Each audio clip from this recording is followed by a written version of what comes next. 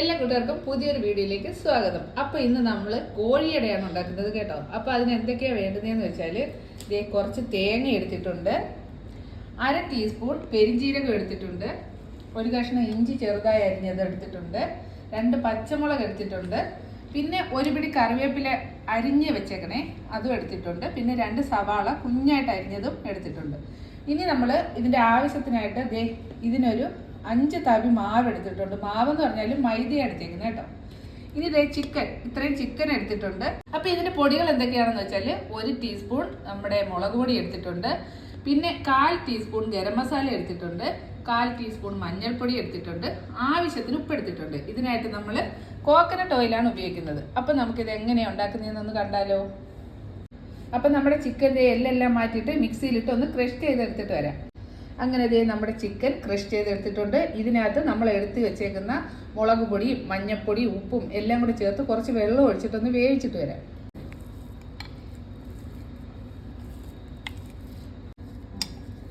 അപ്പോൾ നമ്മളൊരു പാനിലോട്ട് അത് മാറ്റിയിട്ടുണ്ട്. അപ്പോൾ ഇനി പൊടിയെല്ലാം നമുക്ക് ഇതിലേക്ക് ഇട്ട് കൊടുക്കാം. കുറച്ച് ഇത് വേവാൻ വേണ്ടിയിട്ട് വെള്ളം കൂടെ ഒഴിച്ചു കൊടുക്കാം. ഇനി നമുക്കിത് അടുപ്പിൽ വെച്ച് വേവിച്ചുകൊണ്ട് വരാം. അങ്ങനെ നമ്മൾ ചിക്കൻ എല്ലാം അടുപ്പിലോട്ട് വെച്ചിട്ടുണ്ട്. ഇനി അതൊന്ന് വെന്ത് വരട്ടെ. ഇനി നമുക്ക് ഈ തേങ്ങയും പെരിഞ്ജീരകവും കൂടെ മിക്സിയിലിട്ട് ഒന്ന് അടിച്ചെടുത്തോണ്ട് വരാം. അപ്പോൾ ഇതൊന്ന് അടിച്ചെടുത്തിട്ട് വരാം. അപ്പോൾ മിക്സിയിലിട്ട് നമ്മൾ അടിച്ചെടുത്തോണ്ട് വന്നിട്ടുണ്ട്. ഇനി നമുക്കൊരു പാത്രത്തിൽ സവാള മൂപ്പിച്ചെടുക്കാം. മാവ് ഒരു പാനിലേക്ക് ഇട്ടിട്ട് കുറച്ച് ഉപ്പും വെള്ളവും കൂടെ ആവശ്യത്തിന് വെള്ളവും കൂടെ ചേർത്തിട്ട് നന്നായിട്ടൊന്ന് കുഴച്ചെടുക്കാം. അപ്പോൾ ഇതൊന്ന് കുഴച്ചെടുത്തിട്ട് വരാം. അങ്ങനെ നമ്മുടെ ചിക്കൻ വെള്ളം എല്ലാം പറ്റിയത് നന്നായിട്ട് വെന്തിട്ടുണ്ട്. ഇനി ഇത് മാറ്റിയിട്ട് അടുത്ത പാൻ നമുക്ക് അടുപ്പിലേക്ക്. അപ്പോൾ കൂട്ടുകാരെ നമ്മുടെ വെളിച്ചെണ്ണ ഉണ്ടോ, തണുപ്പ് കാരണം നന്നായിട്ട് ഉറഞ്ഞിരിക്കുക കേട്ടോ. അങ്ങനെ പാനിലേക്ക് നമുക്ക് കുറച്ച് വെളിച്ചെണ്ണ ഇങ്ങനെ ഒഴിച്ചു കൊടുക്കാം കേട്ടോ. ഇനി നമുക്ക് ഈ ഉള്ളി ഒന്ന് നന്നായിട്ട് മൂപ്പിച്ചെടുക്കണം കേട്ടോ. നന്നായിട്ട് മൂപ്പിക്കണ്ട, ഒന്ന് മൂപ്പിച്ചെടുക്കണം. പച്ചമുളക് എല്ലാം കുടിഞ്ഞു വന്നു കേട്ടോ. അപ്പം നമ്മുടെ ഉള്ളി മാത്രം ആദ്യം ഒന്ന് മൂത്തതിന് ശേഷം പച്ചമുളകും കറിവേപ്പിലയൊക്കെ ഇടാം. അങ്ങനെ നമ്മുടെ ഉള്ളി കഴിഞ്ഞ് ഒന്ന് നന്നായിട്ട് വഴറ്റി എടുത്ത് മൂപ്പിച്ച് എടുത്തുകൊണ്ട് വരാം. അപ്പം ഉള്ളി ഒന്ന് വഴന്ന് വന്നിട്ടുണ്ട്. അപ്പം നമുക്കിതിലേക്ക് നേരത്തെ നമ്മൾ എടുത്തു വെച്ചിരുന്ന പച്ചമുളകും ഇഞ്ചിയും കറിവേപ്പിലയും എല്ലാം ഇതിലേക്കിട്ട് വീണ്ടും നന്നായിട്ട് ഇളക്കി കൊടുക്കാം. അപ്പം ഒരു നല്ലൊരു മണം വരുന്നുണ്ട് കേട്ടോ. നമ്മുടെ പച്ചമുളകിൻ്റെ, ഇഞ്ചിയുടെയും കറിവേപ്പിലയുടെ ഒരു മണം, ഒരു പ്രത്യേക മണം കേട്ടോ. അപ്പം നിങ്ങൾക്ക് വീട്ടിൽ കൂടുതൽ അംഗങ്ങളുണ്ടെങ്കിൽ എല്ലാം കൂടുതൽ എടുക്കണം കേട്ടോ. ഞാനിപ്പോൾ ഇവിടെ നമ്മൾ കുറച്ച് പേരെ ഉള്ളതുകൊണ്ട് ക്വാണ്ടിറ്റി കുറച്ചേ എടുത്തിട്ടുള്ളൂ. നമുക്കിനി ഇതിലേക്ക് തേങ്ങ നമ്മൾ നേരത്തെ ഈ മിക്സിയിലിട്ട് വെച്ചിട്ടുണ്ടല്ലോ, അതും കൂടി ഇട്ട് കൊടുക്കാം. അപ്പോൾ ഇതിൻ്റെ ഒരു പച്ച മണമൊക്കെ മാറി ഒന്ന് മൂത്ത് വരുമ്പോഴത്തേക്കും നമുക്ക് ചിക്കനും കൂടി ഇതിലേക്ക് ഇട്ട് നന്നായിട്ട് ഇളക്കി കൊടുക്കണം. ഇതിൽ നമ്മൾ ഉപ്പ് കുറവാണെന്നുണ്ടെങ്കിൽ ഉപ്പ് ആവശ്യത്തിന് ഇട്ട് കൊടുക്കണേ. ഇനി നമ്മുടെ ചിക്കനും കൂടി ഇതിലേക്ക് ഇട്ട് കൊടുക്കാം.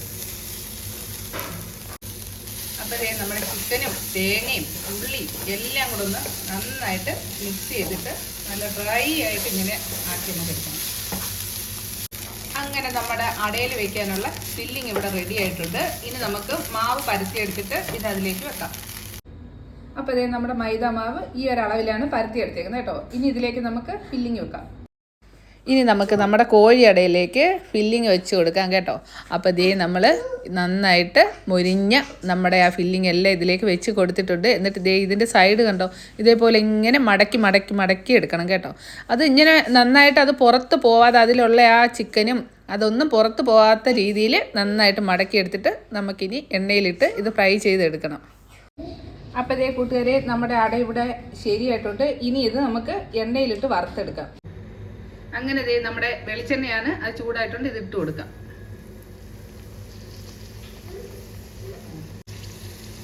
അപ്പോൾ ചെറിയ തീയിൽ വേണം ഇത് നമ്മൾ തിരിച്ചും മറിച്ചിട്ട് വേവിക്കാനായിട്ട് കേട്ടോ, അല്ലെങ്കിൽ കരിഞ്ഞു പോകും.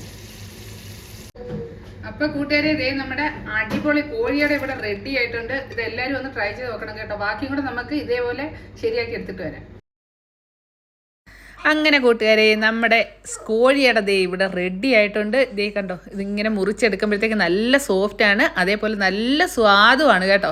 അപ്പം കൂട്ടുകാരെല്ലാവരും ഇതൊന്നും ഉണ്ടാക്കി നോക്കണം. വൈകുന്നേരത്ത് കഴിക്കാൻ പറ്റിയ നല്ല ഒരു സ്നാക്സാണ്.